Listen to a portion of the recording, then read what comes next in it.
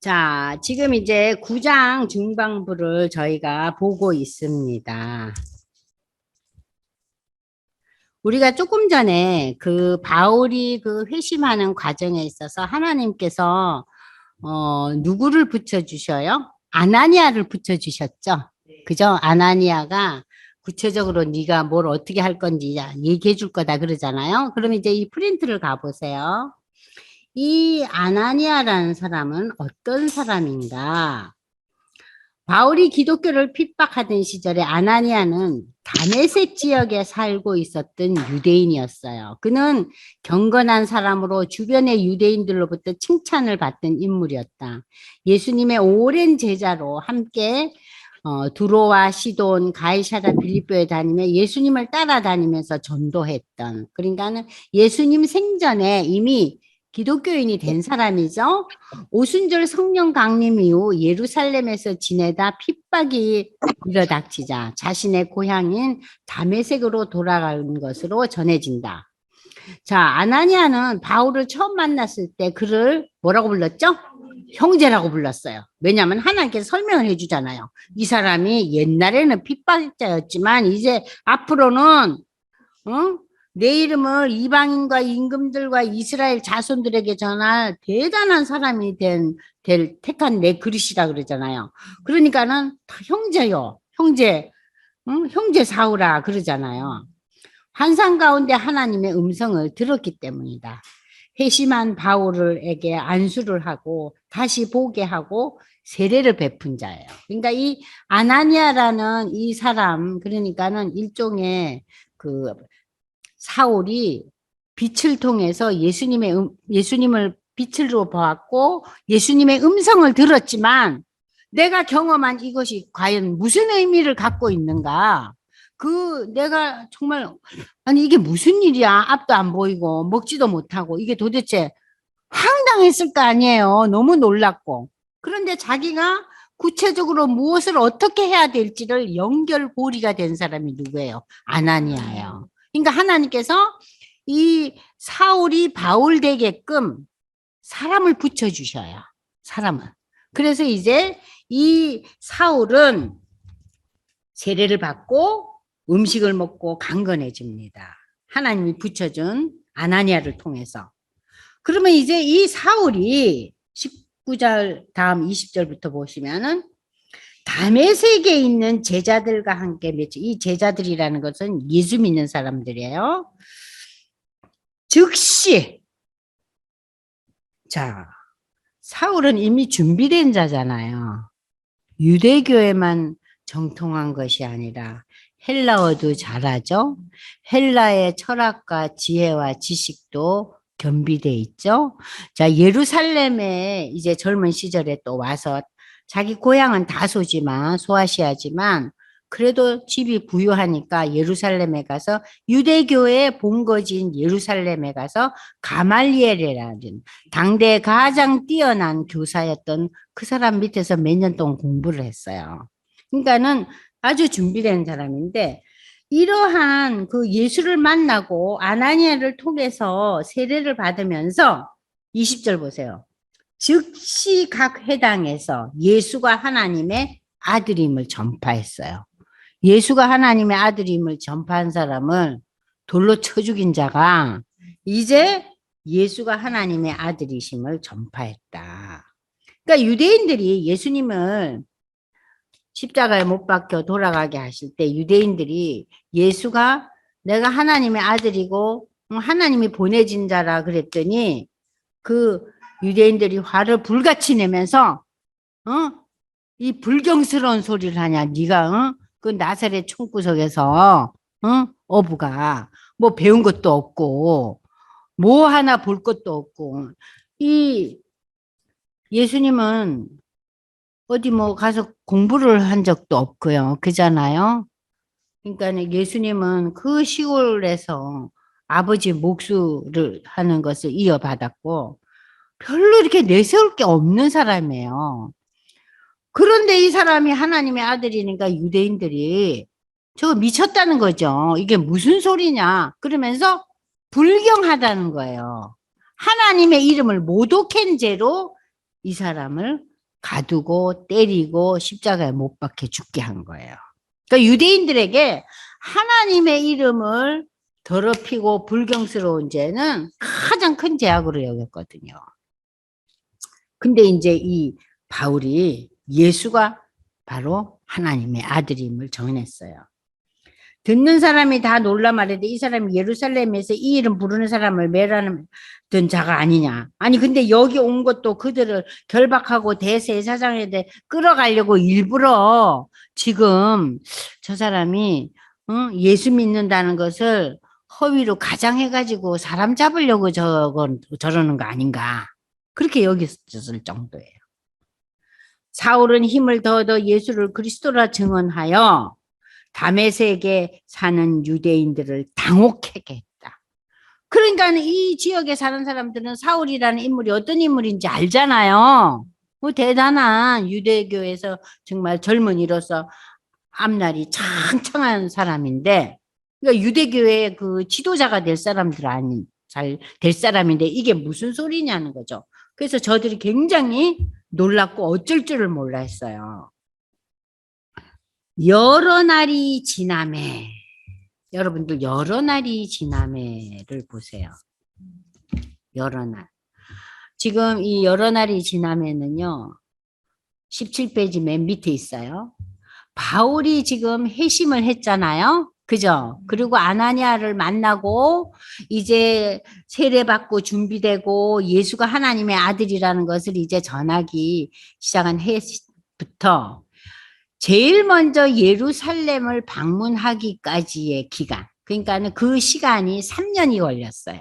그러니까 바울은 회심한 즉시 예루살렘 교회에 가서 베드로와 요한을 만나지 않았어요. 3년 동안의 기간이 지나갔어요. 그러니까 여러분들이 여기에서 성경에서 여러 날이 지나매, 지금 이 여러 날이 지나매라는 이 23절에다가 3년이라는 걸 써놓으셔야 돼요. 그러니까 예수를 만나고 3년 동안 예루살렘에 가서 사도들의 대표자적인 베드로와 요한을 만나기 전에 3년 동안 이 바울은 예수를 전하면서 이제 어디로 떠나냐면 아라비아에 가요. 아라비아 그 사막지대에 가서 기도와 묵상의 시간을 갖습니다. 엄청나게 어려운 시간을 가졌죠.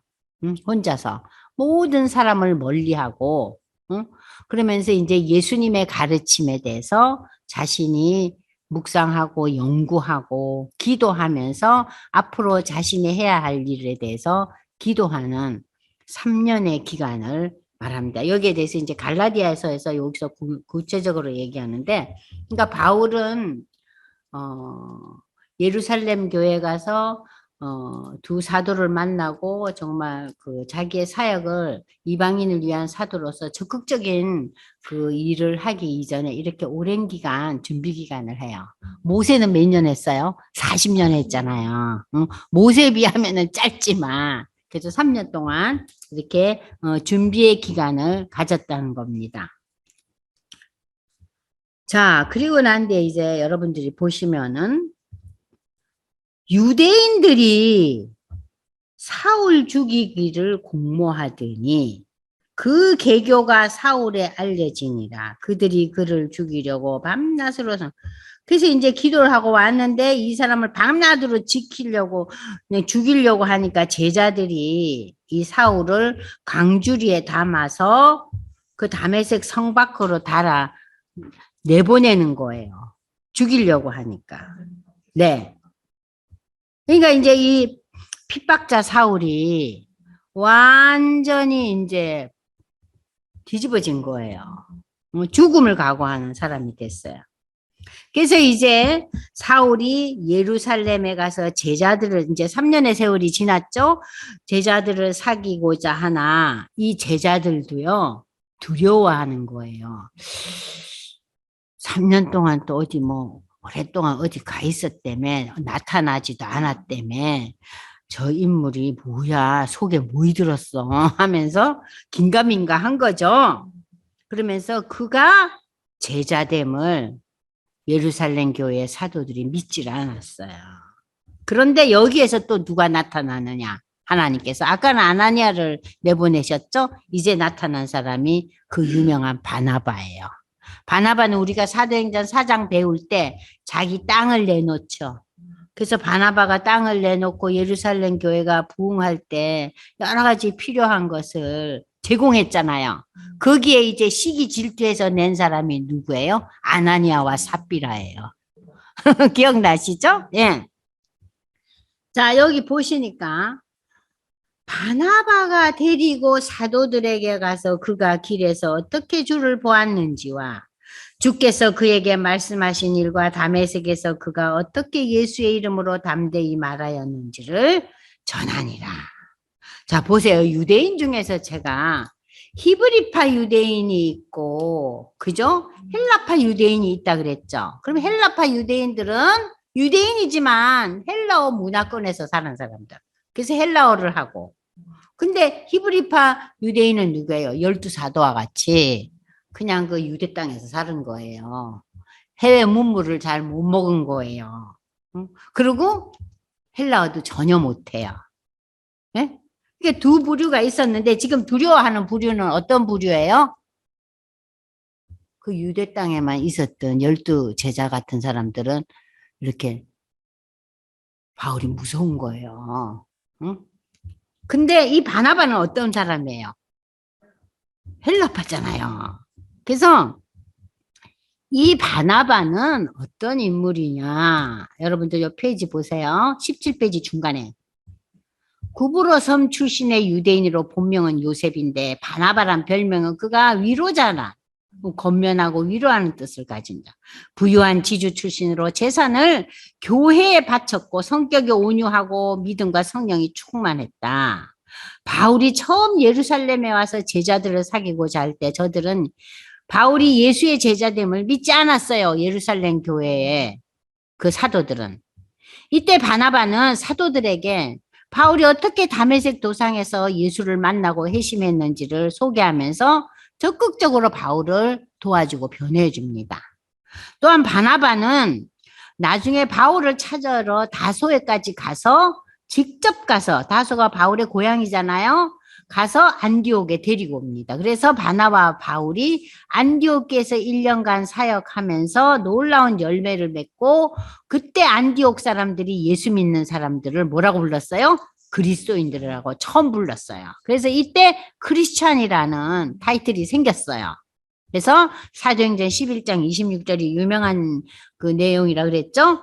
그는 바울과 함께 예루살렘 교회를 돕기 위해서 예루살렘에 여기 흉년이 들었잖아요. 그래서 구제금을 전달하기도 하고 돌아오는 길에 바나바는 조카 마가 요한을 데리고 오고 이후 바나바는 안디옥 교회의 첫 번째 선교사로 바울과 함께 파송을 받습니다. 그래서 바나바와 바울은 안디옥 교회에 파송을 받아서 1차 여행을 떠나기도 하는 등 이 바나바의 역할이 예루살렘 교회에 처음 이제 이 바울이 갔을 때 연결고리가 됐어요, 또. 그러니까 바울은 자기의 그 독특한 신분과 바울이 다른 사람하고 좀 다르잖아요. 그래서 많은 사람들에게부터 오해를 받을 소지가 많잖아요. 그때마다 하나님께서 아나니아를 세우시고 또 바나바를 세워주셔서 이 바울이 자신의 역할을 감당할 수 있게 하셨어요. 자, 그러면 이제 다시 본문으로 돌아갑니다. 자, 이렇게 사울이 예루살렘에 가서 제자들을 사귀는데 어려움이 있자 바나바가 데리고 가서 그가 어떻게 예수의 이름으로 담대히 말했는지를 전해줬다. 사울이 제자들과 함께 있어 예루살렘에 출입하며 또 주 예수의 이름으로 담대히 말하고 헬라파 유대인들과 함께 말하며 변론하니 그 사람들이 죽이려고 힘썼다.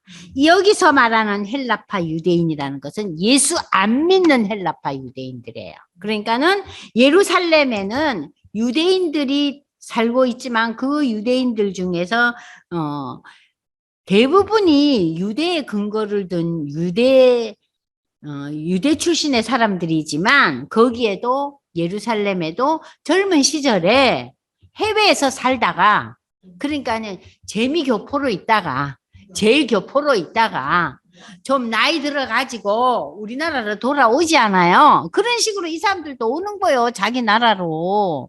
그래도 나는 우리나라에서 우리나라 음식도 먹고 여러 가지 전통이 좋다 하고 오잖아요. 마찬가지예요. 그런데 그렇게 외국에서 온 유대인들 중에 예수 안 믿는 사람들에게 이 바울이 복음을 전하는데 적격이잖아요. 그잖아요? 왜냐하면 그 서방의 문화와 문물을 받아들인 유대인들이기 때문에 첫째 언어가 헬라어가 유창하고 많이 배운 자들도 있고 본 자도 있으니까 그 베드로와 요한으로 가지고는 안 되지 않아요. 예루살렘 교회에서 있었고 업으로 있었던 사람들이 그이들하고 대화가 또 어렵잖아요. 물론 저들이 모국어를 할 줄 알았어요. 그러나 헬라어가 더 유창했다는 거죠. 그죠? 자, 그래서 이제 지금 무슨 일이냐. 이 헬라파 유대인들과 함께 이 헬라파 여기서 말하는 헬라파 유대인은 예수 안 믿는 헬라파 유대인들과 변론이 벌어진 거예요. 네? 예수가 누구냐? 네가 왜 예수를 믿냐? 예수가 왜 구원자냐? 이런 여러 가지 질문과 이제 그 여러 가지 이제 반박이 들어오는 거예요. 유대 전통을 가진 사람들은. 그들은 자신의 전통과 자신의 종교의 본거지인 예루살렘으로 돌아온 사람들인데 지금 이 예루살렘에 와보니까 좀 많이 핍박을 받아서 좀 어렵긴 하지만 갑자기 예수 믿는 사람들이 생겼다 이거예요. 그러니까 이 사람들도 뭐야 이것들은. 응? 그러니까 그들에게 지금 누가 변론을 담당해요? 베드로와 요한이 할 수가 없잖아요.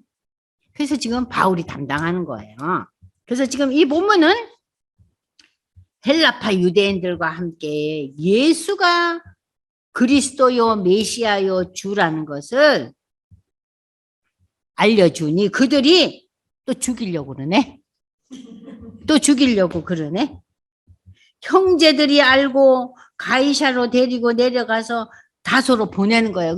여기 형제들은 누구예요? 예수 믿는 형제들이 아이고 이러다가 그냥 또 바울이 죽겠다. 안 되겠다. 안 되겠다. 다소 고향으로 보내버렸어요.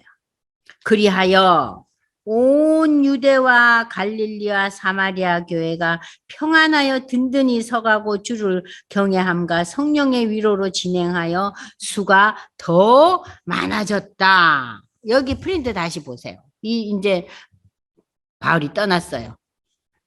그래서 변론이 일어날 일은 없었지만 특별히 이 시대에 왜 핍박이 멈추고 교회가 평안해졌냐면 이 시대적으로 당시 로마의 갈리굴라 황제가 이 갈리굴라가 약간 좀 반미치광이 같은 황제였어요. 로마 황제들 중에서 정신적으로 이상한 사람이 참 많았잖아요.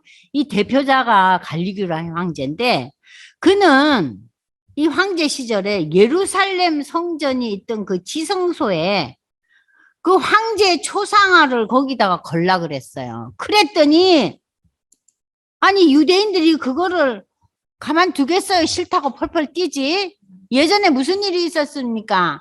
안티오쿠스 에피파네스가 저 유대인들이 그 성당에 성전에다가 막 거기다가 이상한 그 우상을 걸어 놓고 그러니까는 그때 일어난 게 뭐예요? 유대인 폭동이 일어났잖아요.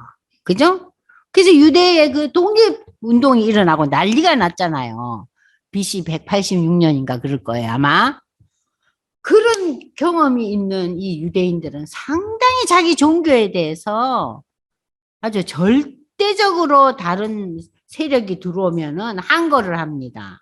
근데 지금 황제가 지 초상화를 거기다 걸으려니까 이게 말이 돼요?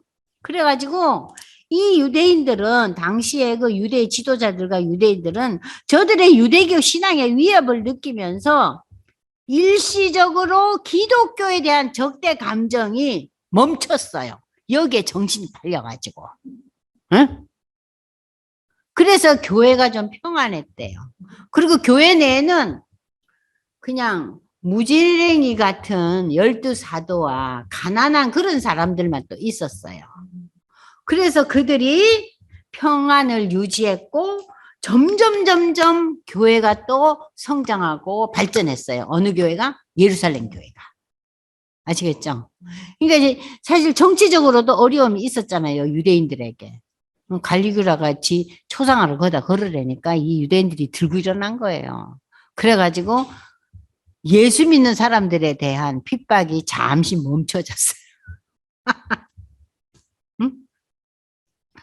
또 32절 그때 베드로가 사방으로 두루 다니다가 루다에 사는 성도들에게 내려갔더니 거기에 애니아라는 사람을 만나며 그는 중풍병으로 침상 위에 누운 지 8채라. 그러니까 8년 동안요. 중풍이 뭐예요? 어쨌든 몸을 제대로 못 쓰는 거 아니에요. 마비 증세 아니에요, 중풍이. 그죠? 그러니까 뭐 푹 맞았다 그러잖아요. 근데 이 사람이 8년 동안 이제 침상에 누워서 꼼짝을 못 하는데 베드로가 이르되 애니아야 예수 그리스도께서 너를 낫게 하시니 일어나 내 자리를 정돈하라 하는데 곧 일어나니. 여기서 보니까 즉시 곧 루다와 사론에 사는 사람들이 다 그를 보고 죽기로 돌아가. 그러니까는 이 하나님께서 이 베드로와 요한을 통해서 이적과 기사를 행하는 거예요. 그리고 아까 빌립 지사는 사마리아에서 그 이적을 행하잖아요. 그럼 그걸 통해서 이제 복음이 증거되게 하는 거예요. 자, 그러면서 이제 교회가 점점 이제 자리를 잡아간다. 그런 얘기예요. 그러면서 그 뒤에 이제 그 베드로의 중풍병자 고치는 사건 이후에 베드로가 도르가를 살리는 그런 사건이 있습니다. 요빠의 다비다라는 여제자가 있으니까, 그러니까 요빠나 루따 여기는 그 예루살렘에서 그렇게 멀지 않은 지역이에요. 그러니까 얘기가 들리면 이렇게 쫓아가서 이렇게 대하는 거죠. 요빠의 다비다라는 여제자가 있으니 여기서 여제자는 뭐냐? 여성 성도예요. 그 이름을 번역하면은 도르가라. 도르가라는 아람어예요. 아람어. 그러니까 히브리 말이죠. 도르가. 선행과 구제하는 일이 심이 많더니 그때 병들어 죽었다 그랬어요. 이 사람은. 병들어 가지고 뭐 누워 있는 게 아니라 이 사람은 죽었어요. 그래서 시체를 씻혀다가 다락에 뉘어놨어요. 루다가 요바에서 가까운지라 제자들이 베드로가 거기 있음을 듣고 두 사람을 보내어 지체 말고 와달라고 간청하여 베드로가 일어나 그들과 함께 가서 이르매 그들이 데리고 다락방에 올라가니 모든 과부가 베드로 곁에 서서 울며. 그러니까 이 그 도르가라는 이 여자가 그 예수를 믿고 난 뒤에 그 원래도 참 사람이 온유했지만 예수를 믿고 난 뒤에 많은 어려운 사람들 위해서 옷도 만들어주고 여러 가지 선행으로 도와줬나 봐요. 그래서 이 사람이 죽었다는 소식을 듣고 많은 그 가부들이 와가지고 울고 응? 장례를 준비하고 있었잖아요. 그런데 이 사람이 베드로 곁에 서서 울면서 그 사람이 얼마나 우리에게 많은 것을 해줬냐면서 설명을 하니까 베드로가 옆에서 있던 사람을 다 내보내고 무릎을 꿇고 기도하고 돌이켜 시체를 향하여 죽은 거죠. 시체를 향하여 이르되 다비다야 일어나라. 다비다야 일어나라. 하니 그가 눈을 떠 베드로를 보고 일어나 앉는지라. 베드로가 손을 내밀어 일으키고 성도들과 가부들을 불러들여 그가 살아난 것을 보이니 온 요빠의 사람들이 알고 많은 사람이 주를 믿더라.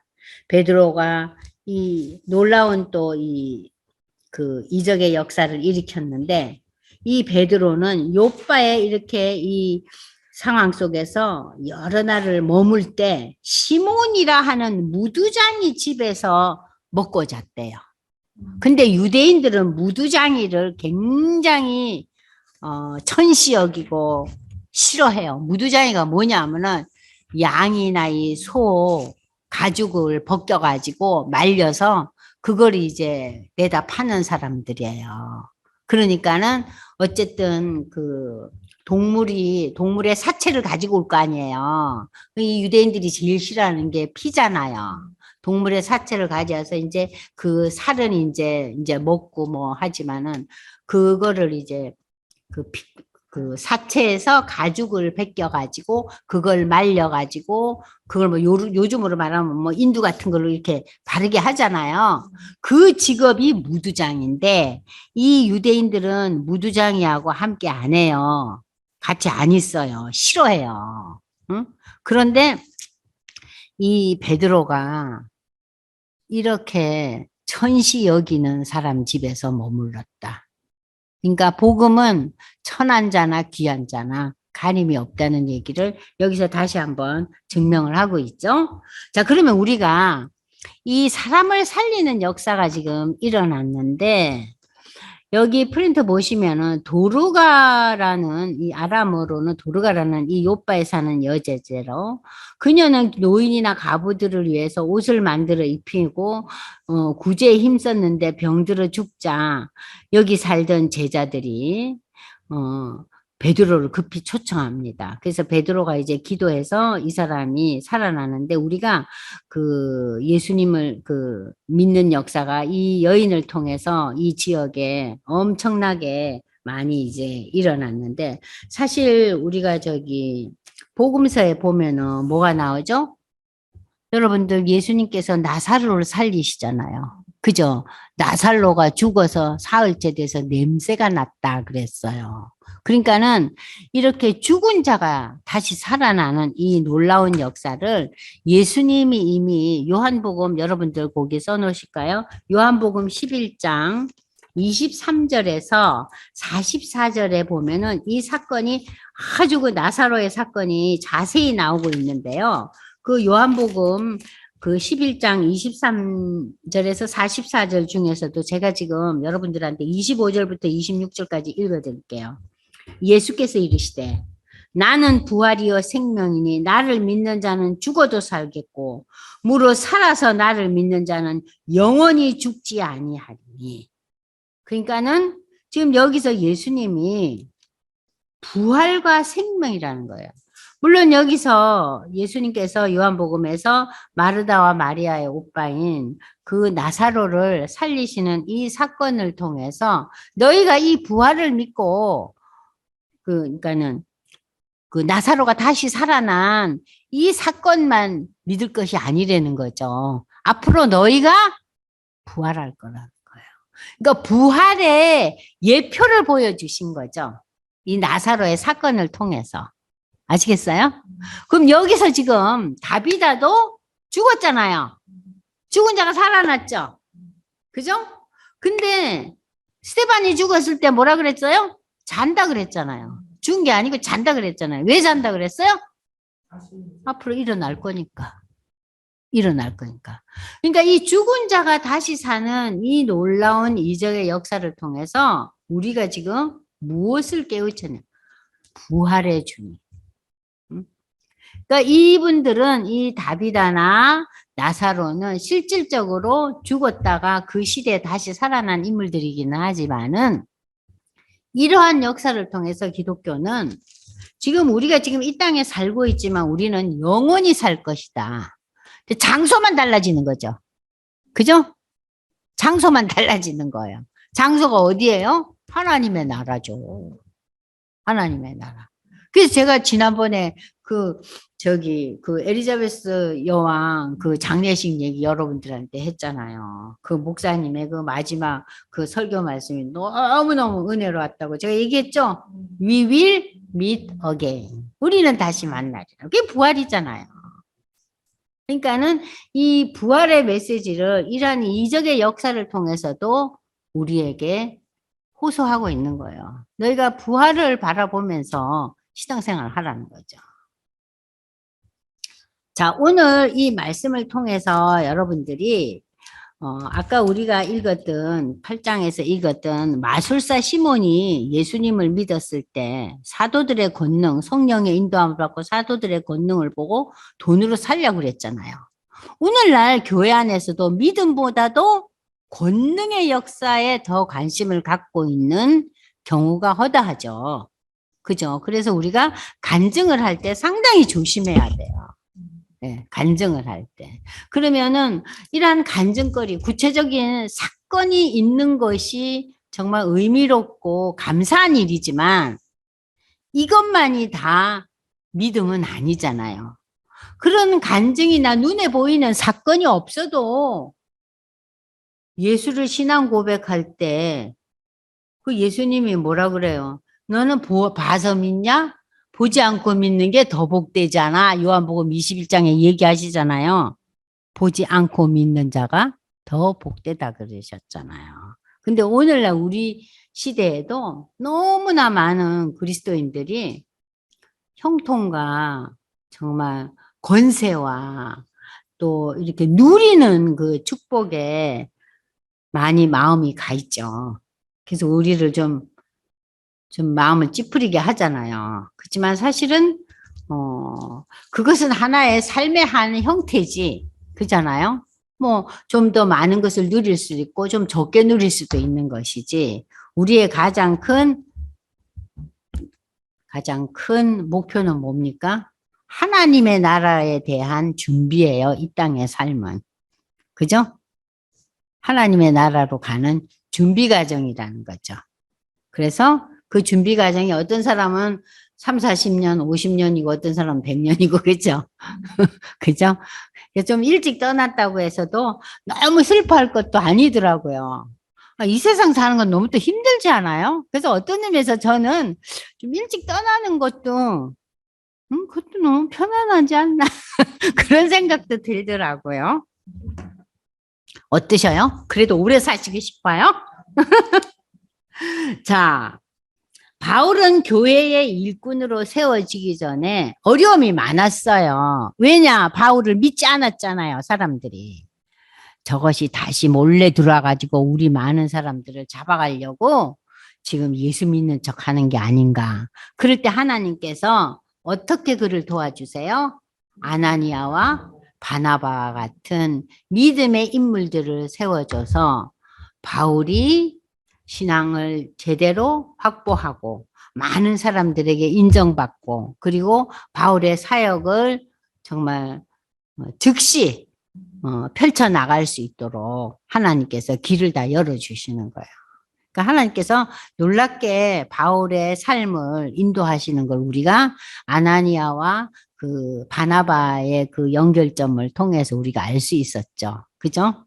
자, 그래서 오늘 저희는 8장과 9장을 통해서, 그러니까는 사마리아의 그 유대인들이 그렇게 적대시하고 정말 상종치도 않았던 그 사마리아 사람들에게 복음이 증거되는 놀라운 역사와 또 그 아프리카의 그 에티오피아의 그 흑인들, 그러니까 내시에까지 그 복음이 증거됐다는 거. 유대인들이 이 내시 이런 거에 대해서 굉장히 또 가리잖아요. 그잖아요.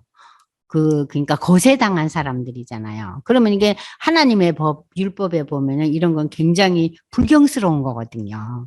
그러니까 유대인들이 멀리 하는 사람이죠. 근데 그런 사람들에게도 다 복음은 열려 있다는 거예요. 그래서 제가, 두째 시간에 얘기했죠. 복음의 보편성, 복음의 개방성. 복음은 모든 사람에게 열려 있다는 거. 그래서 디모데전서 2장 4절에 보면 하나님은 우린 모든 인류가 하나님의 백성 되기를 원하시고 기다리시는 거예요. 그러나 기다리시고 원하시지만 모든 사람이 하나님의 백성이 아니라는 거죠. 예수를 구주로 신앙 고백하고 그리고 그 예수를 나의 구원자로 받아들일 때 그때만이 하나님의 자녀가 되는 권세를 주셨어요. 그러니까 이것은 굉장히 아주 완벽한 그 외에는 그 이름 외에는 아무도 구원받을 이름을 주신 자가 없다 그랬잖아요. 사도행전 4장 10절에. 그죠? 예수 외에는 우리는 구원받을 이름이 없다. 그러니까 이거는 참 복음은 어떻게 보면은 굉장히 특수하죠. 그 영역에서는 어느 누구도 양보가 안 되는 거예요. 양보가 안 되는 거예요. 양보가 안 되는 거예요. 그러니까 구원받을 만한 이름은 예수밖에 없다는 거. 그러면 여러분들 이제 요 다음 시간에는 여러분이 잘 아시는 그 고넬료, 그죠? 백부장 고넬료와 베드로의 만남. 그리고 이제 베드로가 환상 보는 것도 나오잖아요. 그죠?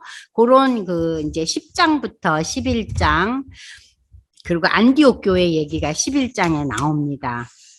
그리고 이제 그 12장에 사도 야고보가 순교하는 그런 장면이 나와요. 다시 이제 그 핍박이 몰려들기 시작하죠. 그래서 이제 요 다음 시간에 여러분들이 지금까지 이제 공부한 것도 어, 이번 한 주 동안은 다음 월요일이 휴일이죠. 그죠? 그래서 여러분들이 좀 저녁 시간에 시간을 내서 이 기왕에 사도행전 지금 우리가 읽고 있으니까 지금까지 배운 1장에서부터 다음 주 12장까지 한번 쭉 읽어보세요. 그러면 앞으로 13장, 14장, 15장 공부할 때 밑에 그 기초가 튼튼하면은 읽기가 쉬워요.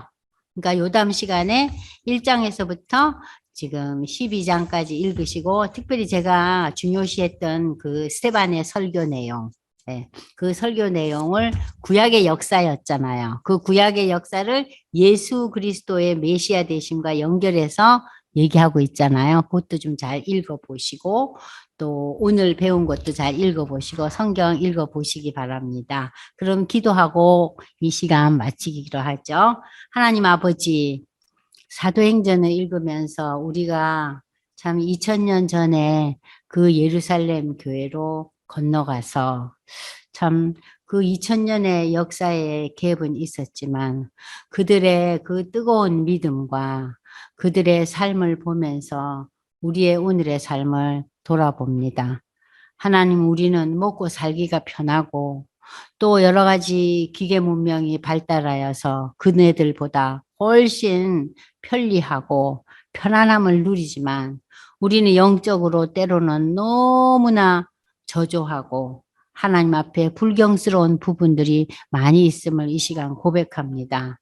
하나님, 저희에게 늘 성령의 인도함을 주시고 충만함을 주셔서 우리가 인간의 성정대로 인도함 받지 않고 하나님의 영 성령의 인도함을 받는 사람으로 이 땅의 삶을 살 수 있도록 하나님 도와주시옵소서.